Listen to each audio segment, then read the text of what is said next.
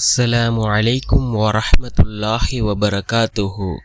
அல்ஹம்துலில்லாஹ் அல்ஹம்துலில்லாஹில்லதீ நஹ்மதுஹு வனஸ்தஈனுஹு வனஸ்தக்ஃபிருஹு வனுஅ்மினு பிஹி வனதவக்கலு அலைஹி.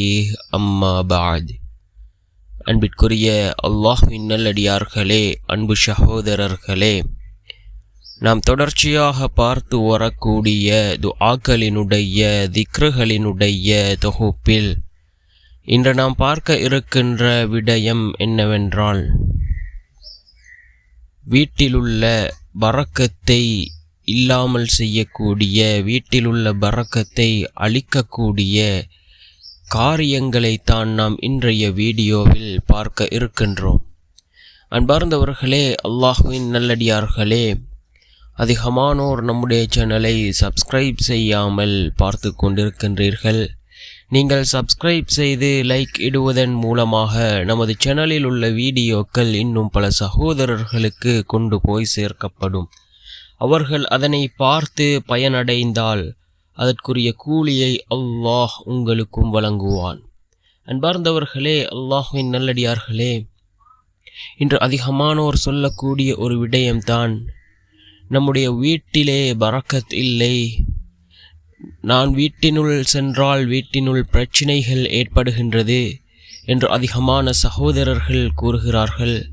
அன்பார்ந்தவர்களே, அல்லாஹ்வின் நல்லடியார்களே, வீட்டிலே உள்ள பரக்கத்தை அளிக்கக்கூடிய விடயங்கள், அதே போன்று வீட்டினுள் நிம்மதி சந்தோஷம் ஏற்பட வேண்டுமா, இந்த விடயங்களை தவிர்ந்து கொள்ளுங்கள். நிச்சயமாக அல்லாஹ் ஜல்ல சுப்ஹானஹு வ தஆலா வீட்டிலே பரக்கத்தை ஏற்படுத்தி தருவான்.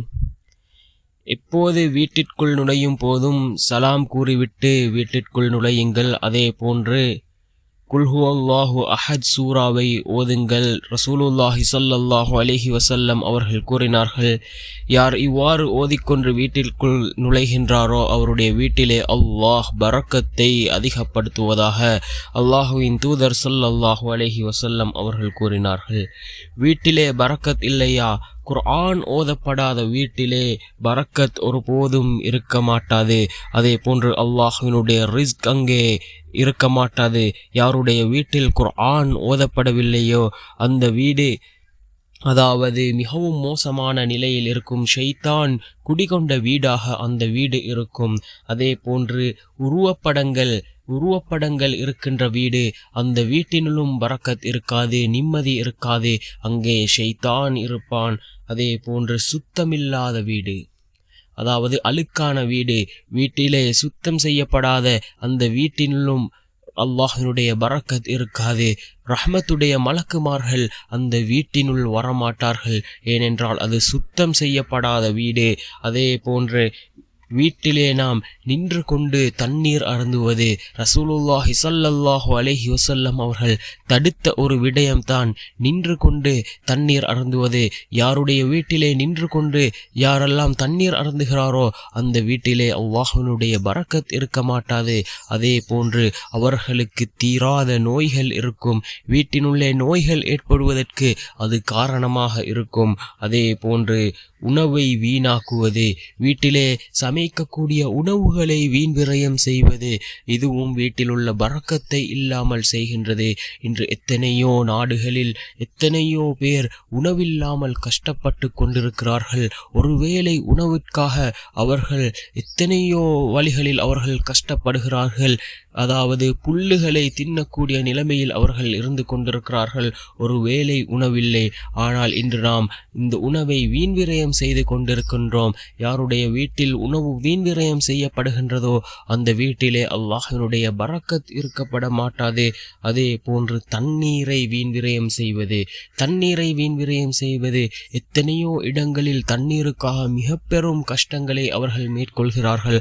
அதாவது பல கிலோமீட்டர்கள் அவர்கள் நடந்து சென்று தண்ணீரை எடுத்து வந்து அருந்தக்கூடிய நிலையில் எத்தனையோ மக்கள் வாழ்ந்து கொண்டிருக்கிறார்கள். ஆனால் இன்று நாம் தண்ணீரை வீண் விரயம் செய்யக்கூடியவர்களாக வாழ்ந்து கொண்டிருக்கின்றோம். யாருடைய வீட்டில் தண்ணீர் வீண் விரயம் செய்யப்படுகின்றதோ அந்த வீட்டிலும் அல்லாஹ்வினுடைய பரக்கத் இருக்க மாட்டாது. அதே போன்று குர்ஆனுக்கு கண்ணியம் கொடுக்காமல் எந்தெந்த வீட்டிலே வைக்கப்பட்டிருக்கின்றதோ அங்கும் அல்லாஹினுடைய பரக்கத் இருக்க மாட்டாது.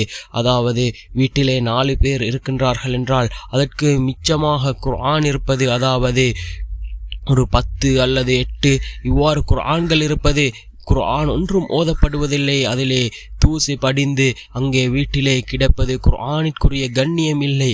இவ்வாறு இருக்கின்ற நேரத்தில் வீட்டிலே பரக்கத் ஏற்படாது. உங்களுக்கு மிகுதியாக உள்ள அனைத்து குர்ஆன்களையும், அதாவது பள்ளிவாசலில் கொடுத்து விடுங்கள், அல்லது இல்லாதவர்களுக்கு அந்த குர்ஆன்களை வழங்குங்கள். வீட்டிலே அதிகமாக குர்ஆன்களை வைத்திருப்பது, அதனை ஓதுவதில்லை, அதில் தூசி படிந்து இவ்வாறு இருக்கின்ற நேரத்தில் வீட்டிலே பரக்கத் ஏற்படாது. குர்ஆனுக்குரிய கண்ணியத்தை நாம் வழங்க வேண்டும். அதே போன்று வீட்டிலே சத்தமாக இசைப்பது, அதாவது பாடல்களை வீட்டிலே ஒலிய வைப்பது, அதாவது வீட்டினுள்ளே பாடல்களை, இசையை நாம் வீட்டினுள்ளே போடுவது, இதுவும் வீட்டில் உள்ள பரக்கத்தை இல்லாமல் செய்கின்றது. குர்ஆன்கள் ஓதப்படுகின்ற அந்த நேரத்திலே நாம் வீட்டினுள்ளே பாடல்களை கேட்பது அல்லது பாடல்களை சத்தமாக நாம் வீட்டினுள்ளே போடுவது, இவையெல்லாம் வீட்டில் இருக்கக்கூடிய பரக்கத்தை இல்லாமல் செய்யக்கூடிய விடயங்களாக இருந்து கொண்டிருக்கின்றது. அன்பார்ந்தவர்களே, அல்லாஹ்வின் நல்லடியார்களே, ஒவ்வொரு நாளும் வீட்டிலே பரக்கத் அதிகரிக்கப்பட வேண்டுமா? சூரத்துல் பக்ராவை ஓதுங்கள். வீட்டில் உள்ள அந்த ஷைத்தானினுடைய அந்த தீண்டுதல்களை விட்டும் அல்லாஹ் இந்த சூரத்துல் பக்ராவின் மூலமாக நமக்கு பாதுகாப்பளிக்கின்றான். அதே போன்று ரசூலுல்லாஹி ஸல்லல்லாஹு அலைஹி வஸல்லம் அவர்கள் கூறினார்கள், உங்களுடைய வீட்டிலே வறுமை ஏற்படுகின்றதா? இந்த சூராவை ஓதுங்கள், அல்லாஹ் வறுமையை விட்டும் உங்களை பாதுகாப்பான் என்று கூறினார்கள். என்ன சூரா என்றால் சூரத்துல் வாக்கிஆ. இந்த சூரத்துல் வாக்கிஆ எந்த வீட்டிலே ஓதப்படுகின்றதோ அங்கு வறுமை இருக்காது. அன்பார்ந்தவர்களே, அல்லாஹ்வின் நல்லடியார்களே, அதே போன்றுதான் இன்னும் ஏராளமான சூறாக்கள் இருக்கின்றது. சூரத்துர் ரஹ்மான். இந்த சூரத்துர் ரஹ்மானை ஓதப்படுகின்ற வீட்டிலே அல்லாஹ்வினுடைய ரஹ்மத்துகள் அதிகரிக்கும். அதே போன்று வீட்டிலே பரக்கத் உண்டாகும் இந்த சூரத்துர் ரஹ்மான். அதே போன்று இன்னும் சூறாக்கள் இருக்கின்றது. சூரத்துல் முஸம்மில், வறுமையை நீக்கக்கூடிய சூரத்துல் முஸம்மில்.